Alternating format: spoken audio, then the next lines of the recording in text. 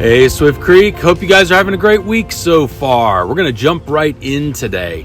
This coming Sunday, we are studying Luke chapter 12, verses 13 through 21. It's when Jesus shares the parable of the rich fool. And so we're going to take a close look at individual generosity on this Pentecost Sunday and examine the call to individual generosity and the Spirit's role in that. Our sermon title is, interestingly, The Adversary of Generosity and the Antidote. And so we'll look at that this coming weekend. Let's see, you guys are already planning your summer schedules, and hey, you know what? So are we here at the church. If you scroll down in the This Week email, you will find our 10 a.m. schedule for the month of June. So I hope you'll check that out. See what we've got coming up here at the church for 10 o'clock hour, and look forward to that time together. The first item is on June 4th. We have our next Bible Q&A, and so I look forward to receiving your questions and answering them with you on the 4th. Would love it if you could submit those questions in advance.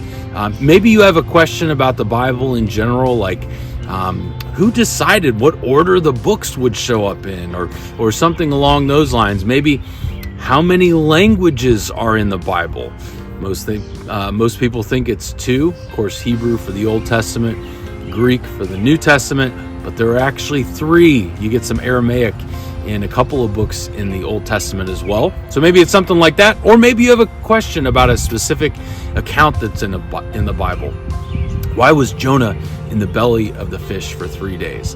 So please submit those questions in advance. You can send them to me directly at pastor@scpcva.org. Again, pastor@scpcva.org. Send those questions in, and we'll get them answered on June 4th during our 10 a.m.